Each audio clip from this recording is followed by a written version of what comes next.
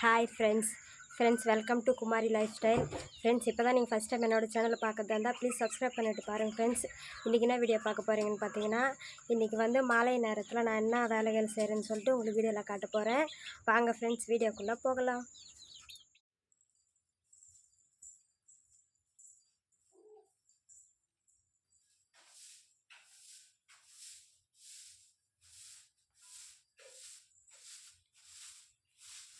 Friends, குழந்தைங்க வந்து ஸ்கூலுக்கு போயிட்டு வந்துட்டாங்க.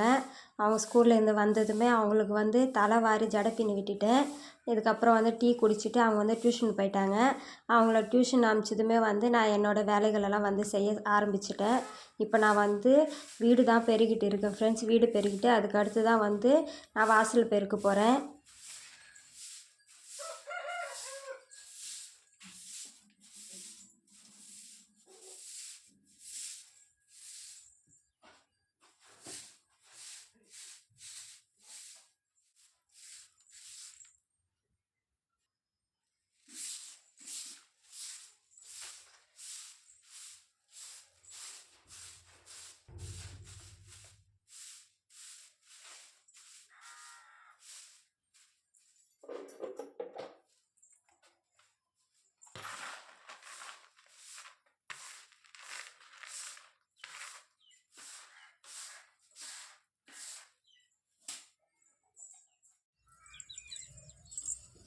ஃப்ரெண்ட்ஸ், இப்போ நான் வந்து வீடு பெருக்கி முடிச்சிட்டேன்.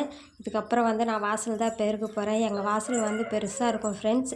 இப்போ ஃபுல்லாக இந்த வாசல் ஃபுல்லாக இப்போ நான் வந்து பெருக்கிட்டு தண்ணி தெளித்து கோலம் போட போகிறேன்.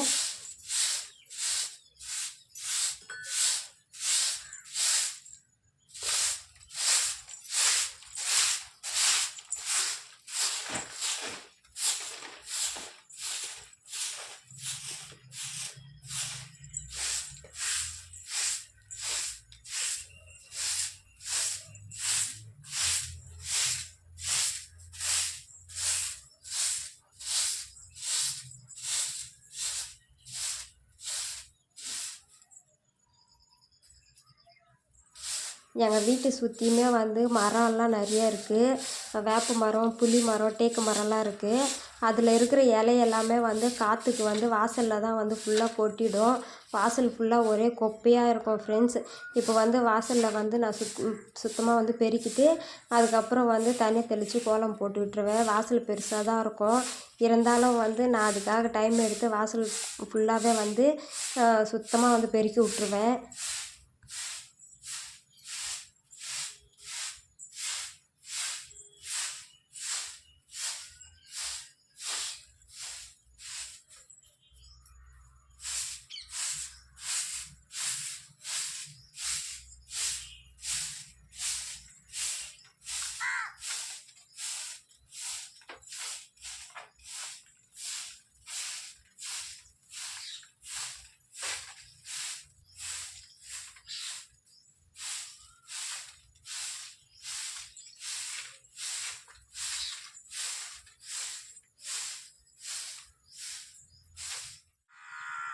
ஃப்ரெண்ட்ஸ், நான் வந்து வாசல் சுத்தமாக பெருக்கிட்டு தண்ணி தெளித்து கோலம் போட்டுட்டேன்.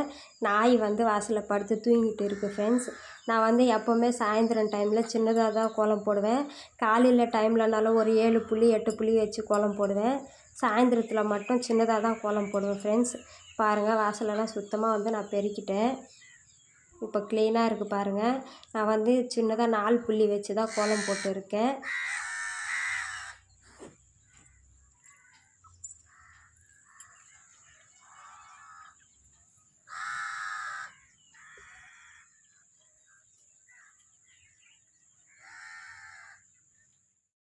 ஃப்ரெண்ட்ஸ், இப்போ நான் வந்து துவைச்ச துணியெல்லாம் எடுத்துகிட்டு வந்துட்டேன்.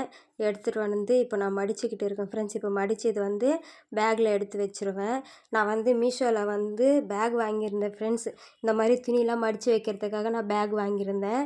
அந்த பேக்கில் தான் நான் எடுத்து வைக்க போகிறேன். பேக் வாங்காத முன்னே பார்த்திங்கன்னா நான் கபோர்டில் வந்து நியூஸ் பேப்பர் போட்டு துணியை வந்து மடித்து வைப்பேன். பசங்களோட துணியெல்லாமே வந்து தனித்தனியாக மடித்து வைப்பேன். யூனிஃபார்ம் தனியாக மடித்து வைப்பேன். கலர் துணியெல்லாம் வந்து தனியாக மடித்து வைப்பேன். அதுக்கப்புறம் வந்து தீபிகா தனியாக, புருஷோதத் தனியாக, காவியா தனியான்னு சொல்லிட்டு தனித்தனியாக மடித்து வச்சுருப்பேன்.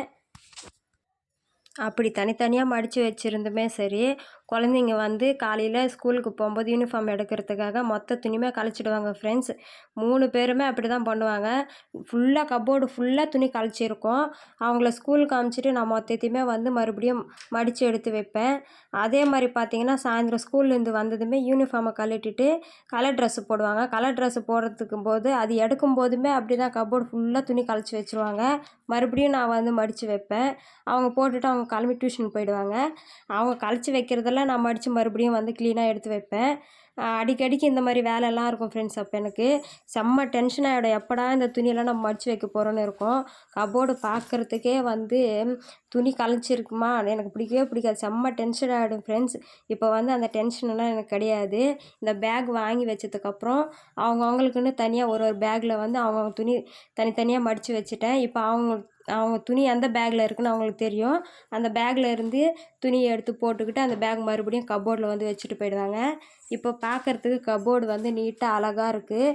எனக்கு இப்போ பார்க்குறதுக்கு ரொம்பவே பிடிச்சிருக்கு ஃப்ரெண்ட்ஸ். இது நம்ம வீட்டு கப்போர்டுன்ற மாதிரி எனக்கு ஆச்சரியமாக இருக்கும். இப்போ வந்து எனக்கு நல்லா வந்து ஃப்ரீயாக இருக்குது. இப்போ துணி அடிக்கடிக்கு வந்து மடிக்கிற வேலை இல்லை.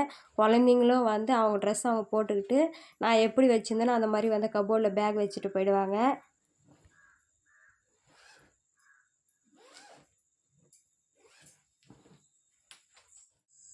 ஃப்ரெண்ட்ஸ், இன்றைக்கி நைட்டு எங்கள் வீட்டில் என்ன சாப்பாடு செய்ய போகிறேன்னு பார்த்தீங்கன்னா, இன்றைக்கி நான் வந்து பொங்கல் தான் செய்ய போகிறேன். பொங்கலுக்கு வந்து தொட்டுக்கிறதுக்கு சட்னி வந்து வேர்க்கடலை சட்னி தான் செய்ய போகிறேன் ஃப்ரெண்ட்ஸ். இன்றைக்கி வந்து வீட்டில் இட்லி மாவு காலி ஆகிடுச்சு. அதுக்கப்புறம் குழந்தைங்கள வந்து நைட்டு சாப்பாடு என்னம்மா செய்யறதுன்னு சொல்லிட்டு கேட்டேன். அவங்க வந்து பொங்கல் தான் வேணும்னு சொல்லிட்டு கேட்டு இருந்தாங்க. நம்ம வந்து வேறு ஒன்று மாற்றி செஞ்சோன்னா அவங்க சாப்பிட மாட்டாங்க. அவங்க கேட்டது நம்ம செஞ்சோன்னா ஃபுல்லாக வந்து சாப்பிட்டு முடிச்சிருவாங்க ஃப்ரெண்ட்ஸ். இப்போ அவங்களுக்காக வந்து நான் இன்றைக்கி வந்து பொங்கல் தான் செய்ய போகிறேன். நான் வந்து பொங்கல் செய்கிறதுக்காக இஞ்சி கட் பண்ணி வச்சுருக்கேன். 3 பச்சை மிளகாய் எடுத்து கட் பண்ணி வச்சுருக்கேன். அதுக்கப்புறம் கொஞ்சமாக கருவேப்பிலையும் அதுக்கப்புறம் கொத்தமல்லி எடுத்து வச்சுருக்கேன். பாசிப்பருப்பு வந்து நான் கழுவி தண்ணியில் வந்து ஊற வச்சுருக்கேன். அதுக்கப்புறம் வந்து அரிசியும் வந்து நான் தண்ணி ஊற்றி ஊற வச்சுருக்கேன்.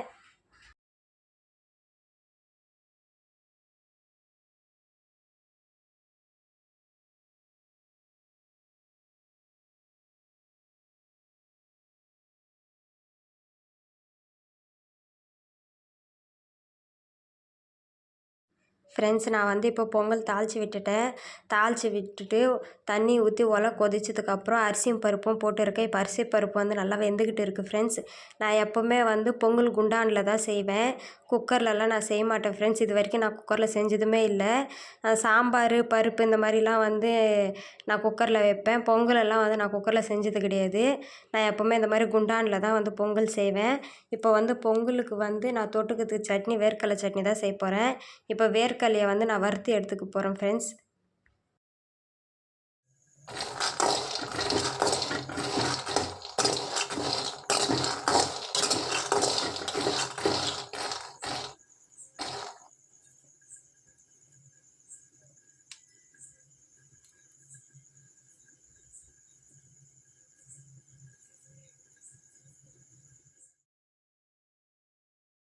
ஃப்ரெண்ட்ஸ், நான் வேர்க்கடலையை வந்து வறுத்துட்டேன். வறுத்துட்டு முறத்தில் தான் கொட்டி வச்சுருக்கேன். இது இப்போ சூடாக இருக்குது. சூடு ஆறுனதுமே வந்து நான் சட்னி அரைச்சி எடுத்துக்கிறேன். ஃப்ரெண்ட்ஸ், சுட சுட பொங்கல் ரெடி ஆகிடுச்சு. நான் வந்து சட்னி அரைச்சி தாளிச்சிட்டேன் ஃப்ரெண்ட்ஸ். குழந்தைங்களும் வந்து டியூஷன்லேருந்து வந்துட்டாங்க. இப்போ குழந்தைங்க சாப்பிட்றதுக்காக இப்போ நான் பொங்கல் வந்து தட்டில் போட்டு ஆற வச்சு கொடுக்க போகிறேன். ஃப்ரெண்ட்ஸ், நான் வந்து குழந்தைங்க சாப்பிட்றதுக்காக பொங்கல் சூடாக இருக்குதுன்னு சொல்லிட்டு தட்டில் போட்டு ஆற வச்சுருக்கேன். இப்போ வந்து பொங்கல் சூடு ஆறிடுச்சு. இப்போ சட்னி ஊற்றி குழந்தைங்களுக்கு சாப்பிட தான் கொடுக்க போகிறேன். நாங்கள் எல்லாருமே இப்போ சாப்பிட போகிறோம் ஃப்ரெண்ட்ஸ். நீங்களும் வாங்க சாப்பிட்லாம்.